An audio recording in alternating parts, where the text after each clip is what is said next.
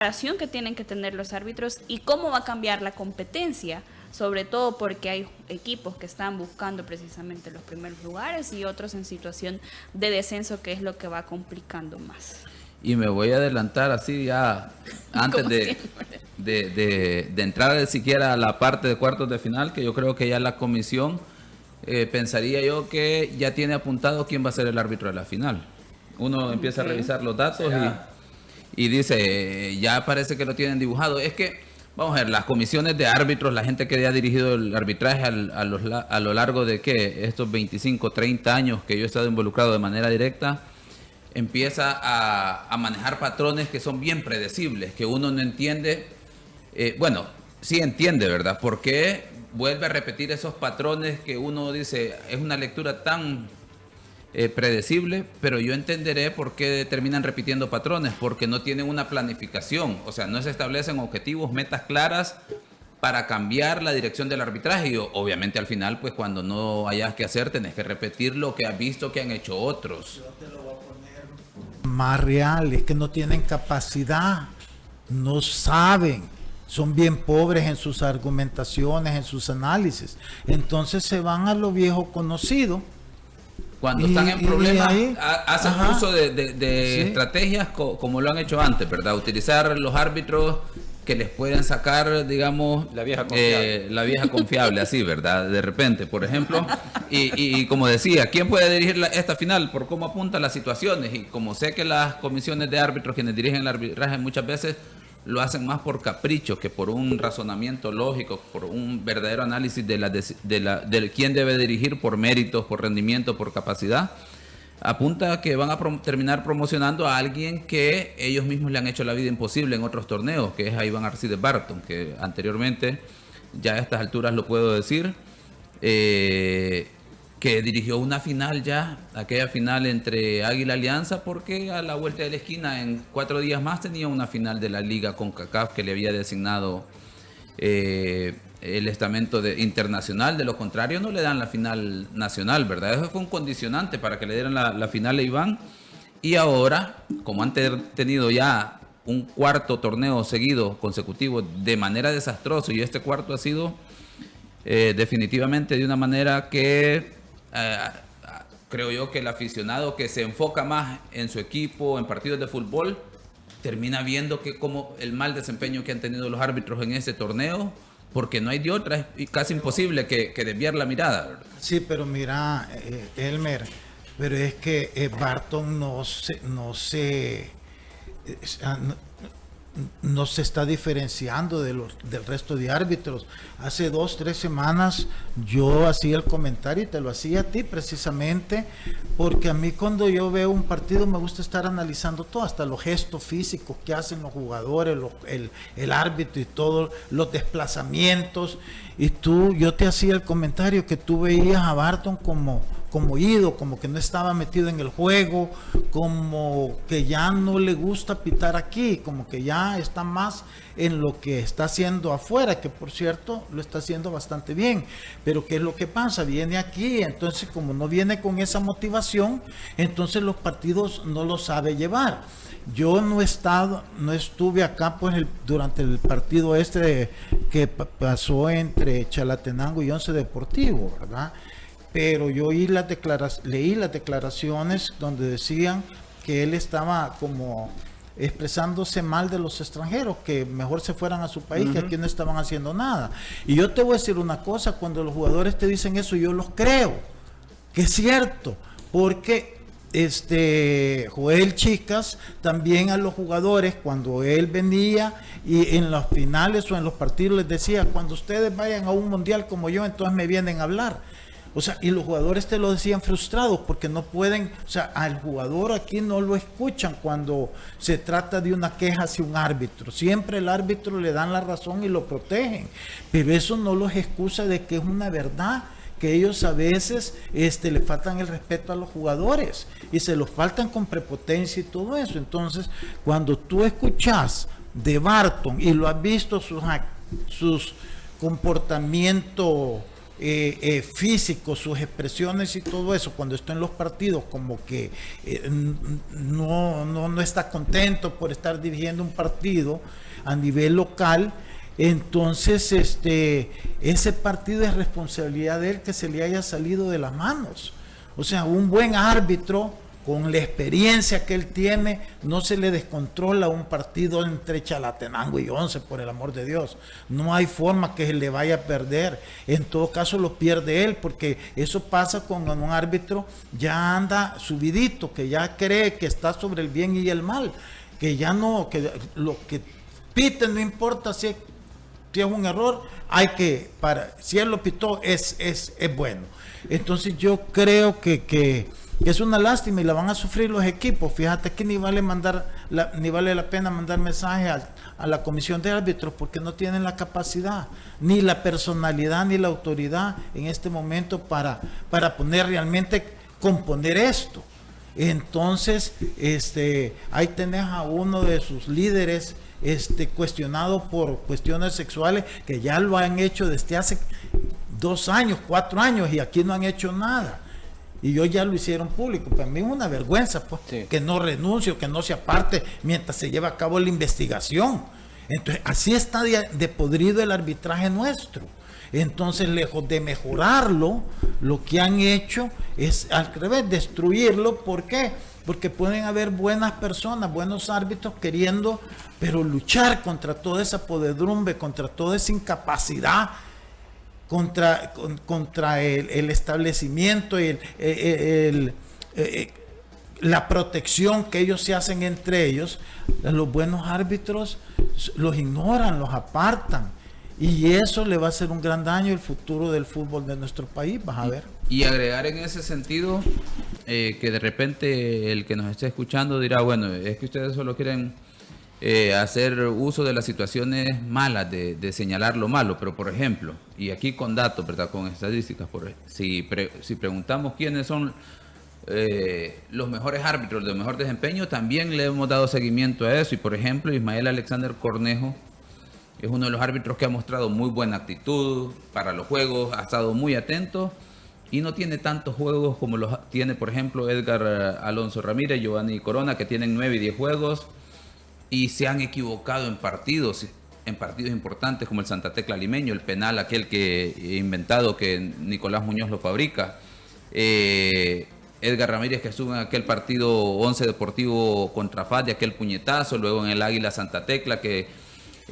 sí expulsó a un jugador del Santa Tecla, pero no de forma igual a un jugador de Águila, pero tienen igual o más número de partidos que árbitros que han tenido un buen desempeño. Entonces, ahí uno dice, aquí no hay seguimiento, no hay evaluación, no hay recompensa del buen rendimiento de los trabajos de los árbitros que hacen un buen trabajo. Por ejemplo, también está con el mismo número de partidos que Ismael Cornejo, Germán Stanley Martínez con 9, que también ha mostrado muy buena disposición, y creo que son los dos árbitros que vienen a la primera división, entienden el fútbol de la primera división y se aplican de tal forma de tratar de dirigir muy bien en los partidos. Y no son los árbitros que tienen más número de partidos en este torneo. Como lo dije, le tienen más número de juegos Iván Barton, que de hecho pareciese que es una contradicción en relación al rendimiento, porque en estas últimas 3 jornadas cuando le han designado 3 partidos. Después del Firpo Alianza, que no sanciona un penal a favor de Alianza, por ejemplo, tras aquella entrada aquel desplazamiento que hace Vigil, si recuerdan, sobre la espalda del 22 de Alianza. Luego va a Once Deportivo Chalatenango, es el partido que se generan las 2 sanciones que son icónicas, diría yo, porque 9 para Barretos y 12 para Polillita da Silva.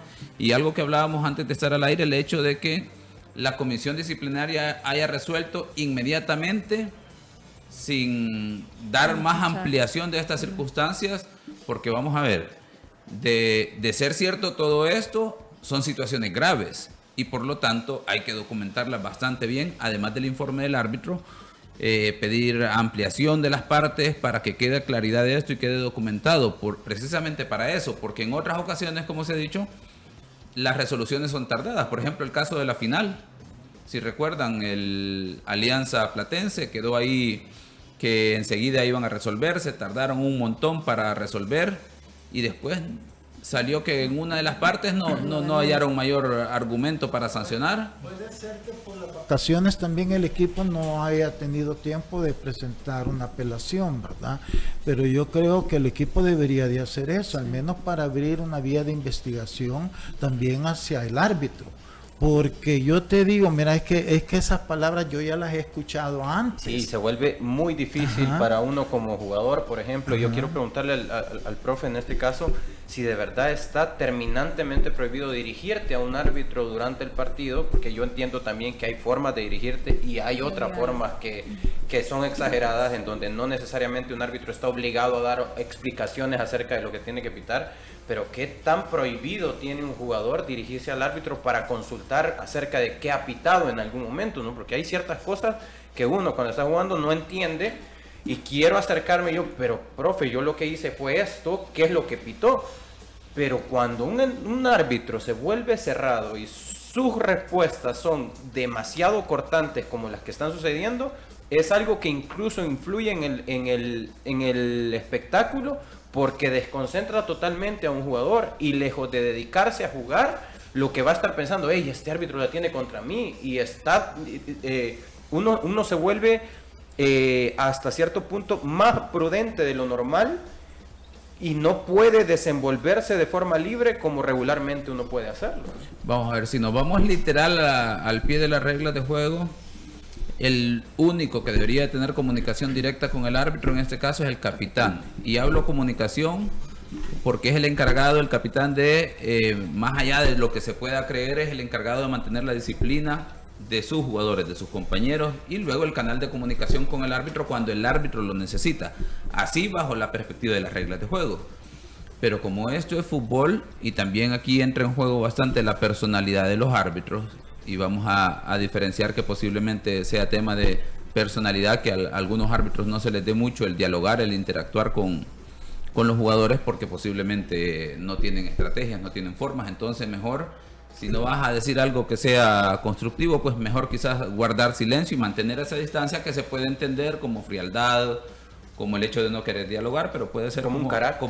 Exacto, pero puede ser como una forma de evitar equivocarse al momento de expresarse. Pero es que esto es fútbol, tenés personas ahí, la comunicación es importante, y más allá de decir que qué deben de hacer los árbitros, voy a utilizar mi ejemplo. Yo, como lo he dicho, en mis primeros 10 años a mí no se me podía ni hablar, pero claro, ahí entra lo que yo digo, no tenía muchas formas y creía que había que ir mucho por el libro y la letra de las reglas de juego. Enseguida, con gente de experiencia, uno va aprendiendo y entendés luego los siguientes 12 años dentro de lo práctico que tenés que escuchar al jugador.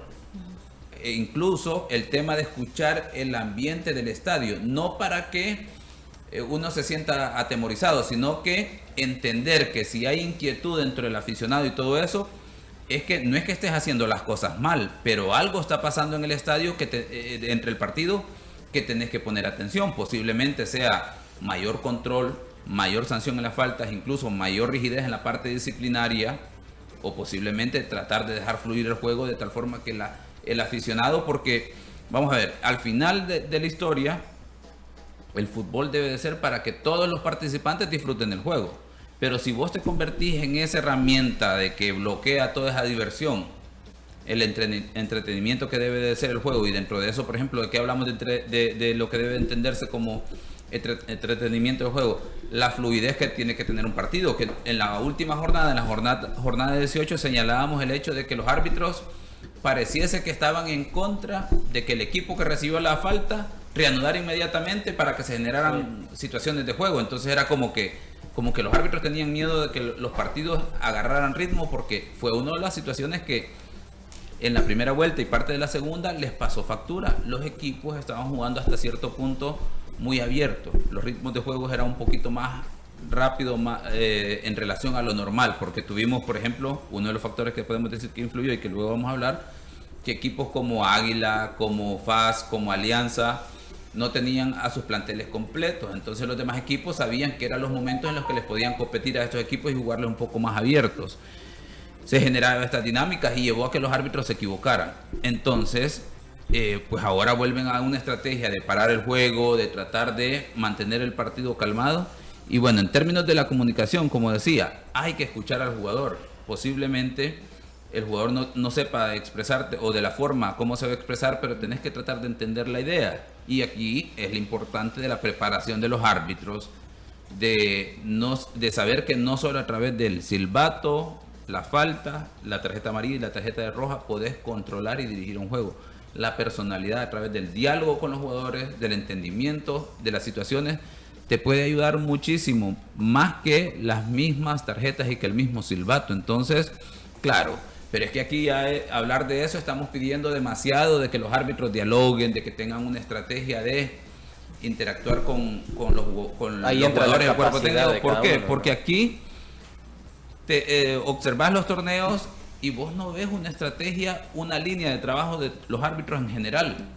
Que vos decís, por ejemplo, y lo hemos comentado en algunos otros momentos, uno ve el fútbol italiano y sabe que los árbitros permiten el juego fuerte y que son muy dados al contacto con el jugador, incluso a algunos pequeños empujoncitos que en Francia sería roja por ese pequeño, pero son estilos y los tienen bien definido, una estrategia que va de acuerdo a la cultura de cada país. Aquí pareciese que el arbitraje, la cultura del desorden de repente, entonces pues los árbitros pareciese que contribuyen de repente a eso, porque no ves que los árbitros tengan una línea de trabajo, que vayan a erradicar de repente situaciones de juego brusco, que luego vayan encaminados a tratar de aplicar la ventaja, porque no es un elemento que algunos árbitros ves que lo aplican, otros no. Entonces, en términos prácticos, no se desarrolla nada a nivel conceptual. Y que decía Lisandro, no están preparados, no tienen la capacidad. Pues pareciese que eso es lo que denotan, porque no ves líneas de trabajo en relación al manejo de los partidos de parte de los árbitros. Y bueno, al final dejas a cada árbitro que maneje cada situación como quiera. Y pues obviamente al final vas a tener conflictos, porque los mismos jugadores, los equipos se terminan confundiendo a qué dirigen los árbitros.